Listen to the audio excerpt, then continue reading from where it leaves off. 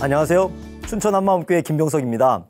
저는 젊음을 어디에 투자할지 몰라 술만 먹고 방황했었는데요. 부활하신 예수님을 주인으로 모시고 나서 기쁨으로 많은 사람들에게 복음을 전할 수 있게 해주신 하나님의 은혜를 나누고자 합니다. 저는 초등학교 때부터 다정다감한 선생님들을 많이 만나게 되면서 나도 크면 선생님이 돼야지 다짐했어요. 그래서 교육대학교에 입학하기 위해 열심히 공부했어요. 대학생이 되면 중고등학교와는 차원이 다른 좀 더 새로운 것들을 많이 배우고 즐길 거라는 기대감을 가지고 수능을 준비했습니다. 드디어 제가 원하는 교육대학교에 합격했어요. 너무나 기쁘고 즐거웠습니다. 그 당시에 우리 동네 형들은 머리를 길게 길러서 5대5 가르마에 옛날 영화에서나 볼 수 있는 카우보이들이 신는 뾰족구들을 많이 신고 다녔어요. 그 모습은 너무나 멋있게 보였습니다. 저도 자연스럽게 동네 형들의 그런 모습을 따라하기 시작했어요. 머리는 길게 길러서 5대5 가르마를 하고 신발은 뾰족구들 신고 신입생 오리엔테이션에 갔습니다. 나중에 친구들에게서 들은 얘기인데요. 그때 제 패션이 시대에 뒤떨어진 패션으로 남들이 전혀 공감할 수 없었던 저만의 패션이었다고 하더라고요. 이렇게 저의 대학생활이 시작되었는데요. 대학생활은 제가 기대했던 과는 너무나 달랐어요. 저는 진취적이고 남자다운 것을 무척 좋아해서 망설임 없이 체육과를 선택했어요. 그런데 피아노를 쳐야 한다는 거예요. 무슨 체육과에서 피아노야. 고등학교 때까지 한 번도 치지 않았던 피아노를 밤새도록 치면서 연습을 해야 했어요. 손가락도 아프고 짜증도 났지만 선생님이 되는 과정이라면 이 정도는 참을 수 있었어요. 저는 고등학교 때 기숙사에서 선배들에게 엄청 맞았거든요. 대학교에는 그런 게 없을 줄 알았는데 대학교도 선배들이 집합시켜서 군기를 잡는 거예요. 또 선배들은 심심할 때마다 우리 동기들을 불러내서 농담 따먹기를 하거나 야단치는 일을 자주 했어요. 아니 무슨 대학교가 이러냐? 학교 생활에 실망하기 시작했어요. 그런데 이것까지는 어떻게든 참을 수 있었는데 어느 날은 정말 보지 말아야 될 것을 보고 말았습니다. 체육관에서 남자 선배들이 수업을 하고 있는데요. 글쎄 남자 선배들이 발레 슈즈를 신고 너무나 태연하게 무용 연습을 하고 있는 게 아니겠어요?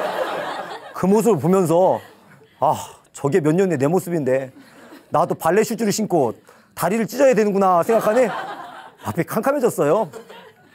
그 모습을 본 이후로는 선생님이고 뭐고 학교 다니기가 싫어졌습니다. 대학 생활은 점점 더 지루하게만 느껴졌어요. 그 지루함을 달래고자 거의 매일 술을 먹었습니다. 밤새도록 친구들과 술을 실컷 마시고 그 다음날 강의실 맨 뒷자리에 앉아 침을 질질 흘리며 엎드려 자는 일들이 여러 번 되풀이되었어요. 하루는 선배 집에서 하늘저 축구 경기를 보며 술을 마시고 있었는데요. 그만 술에 취해 일본 선수가 넣은 골에 환호성을 지르며 좋아하다가 선배들에게 엄청 혼난 적이 있었습니다. 그렇게 공부에는 관심이 없고 술만 마시면서 1학년을 보내다 보니 저의 학점은 정말 형편이 없었거든요. 그래서 하루라도 빨리 군에 입대하는 것이 제 인생에 도움이 될 것 같다는 생각을 하게 되었고 저는 공군에도 지원하고 육군에도 지원했습니다. 그러던 중에 한마음교회 형들을 알게 되었는데요. 그 형들은 저에게 무척 친절하게 대해줬어요. 종종 형들 사는 교회 기숙사에 놀러 가기도 하고 또 교회도 따라가곤 했어요. 군입대를 앞두고 있었던 1학년 겨울방학에 교회 형들이 저에게 성경 말씀으로 교제를 해주었습니다. 교회 형들에게 저의 신앙 고민을 얘기하는 순간 갑자기 누가 내 입을 틀어막은 것처럼 말을 할 수 없게 되었고 몸은 비를 맞은 것처럼 땀범벅이 되는 이상한 일이 저에게 일어났어요. 그 모습을 지켜보던 교회 형들은 저를 위해 기도를 많이 해주었다고 얘기했습니다. 그런 일은 생전 처음이어서 너무나 무서웠어요. 어떤 영적인 존재가 진짜 있구나 생각했어요. 이 문제를 해결받고자 군입대를 뒤로 미루고 교회 기숙사에 들어와 살게 되었습니다. 교회 기숙사에서 천국과 지옥이 있다, 하나님은 진짜 살아계신다 등의 얘기를 많이 들었는데요. 그런 얘기를 들으면서 천국과 지옥은 정말 존재할까? 그리고 하나님은 정말 살아계시는 걸까? 하며 많은 신앙 고민을 하게 되었어요. 그런 고민을 해결받고 싶어서 성경을 열심히 읽었는데 성경이 생각보다 재미가 있는 거예요. 그러면서 자연스럽게 술 마시는 것을 끊을 수 있게 되었고 점점 머리가 맑아져서 공부도 재밌어졌어요. 1학년 때와는 정반대로 강의실 맨 앞자리에 앉아 강의 내용을 노트에 열심히 적었어요.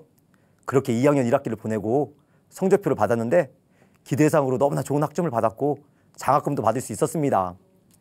그러던 중에 성경 말씀에 대해서 의심이 들기 시작했어요. 성경은 어느 똑똑한 사람이 꾸며서 쓴 것일 수도 있어. 그리고 성경 번역이 2000년이 지나면서 잘못될 수도 있어. 이런 의심이 성경을 읽을 때마다 제 마음을 답답하게 했습니다. 심지어 주변 사람들의 모든 행동에 대해 제멋대로 의심하는 이상한 의심병에 걸려 괴로웠습니다. 어느 날 제 머릿속에 말도 안 되는 생각이 떠올랐어요.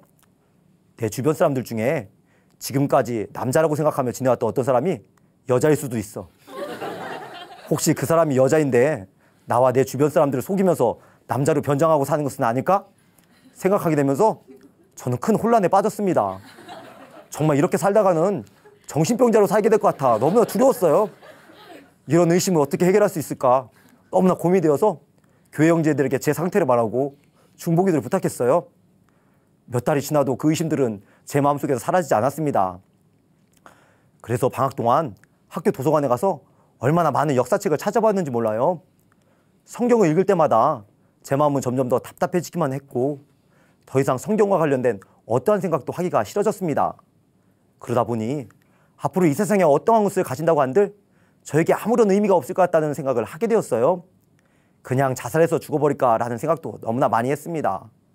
그런 의심을 계속하고 있다 보니 집 밖에 나가는 것이 너무나 싫었어요. 누구를 만나는 것도 너무나 싫었습니다.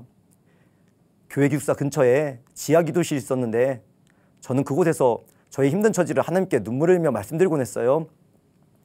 6개월이라는 시간을 의심에 끌려다니다가 교회 공동체의 중보기도를 통해 저는 그 의심에서 벗어날 수 있었어요.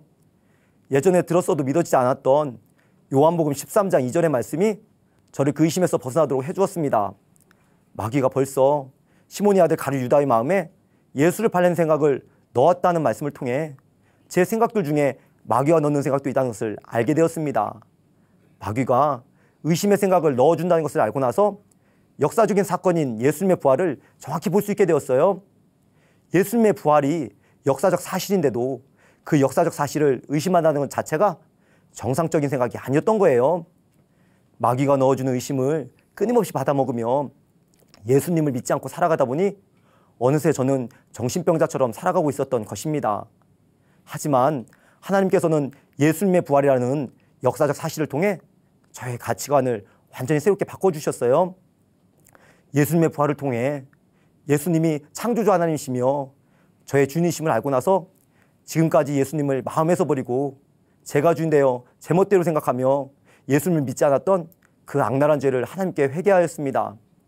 부활하신 예수님을 저의 주인으로 영접한 후부터는 복잡했던 머릿속이 매우 단순해졌고 또 기쁨으로 가득 차게 되었어요. 예수님이 저의 주인이 되어주시니 하루하루가 너무나 즐겁고 행복했어요. 그러던 어느 날 성경을 읽다가 히브리서 10장에 영원한 제사라는 말씀이 저의 시선을 사로잡았습니다. 그 말씀 구절을 더욱 자세히 보게 되었는데요. 그 말씀 구절은 예수님의 부활에 대한 영원한 제사에 대한 말씀이었어요. 예수님께서는 하나님을 마음에서 버린 저의 죄를 용서해 주시기 위해 죽으시고 부활하셔서 하늘나라의 참장막에 영원한 제사를 드리셨다는 것이었어요. 예수님의 부활을 통해 예수님이 흘리신 피가 하나님의 피인 것을 알고 나서 하염없이 회개의 눈물과 감사의 눈물을 흘릴 수밖에 없었어요. 창조주 하나님이신 예수님이 저의 주인이 되어주시려고 이 세상에 직접 사람의 몸으로 오셨어요. 그분께서 십자가 못 박혀 피 흘려 죽으시고 부활하셔서 그 피로 영원한 제사를 드리셨다는 것을 생각하게 되니 지금까지 예수님을 믿지 않았던 저의 죄가 얼마나 무서운 죄인지를 알게 되었습니다.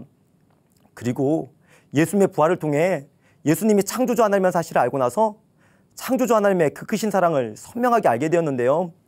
자신의 목숨보다도 저를 더 사랑하신 예수님의 그 사랑으로 인해 저의 주인 되신 예수님을 기쁘게 해드리려고 부활하신 예수님을 열심히 전하며 사람들을 교회로 전도하기 시작했어요.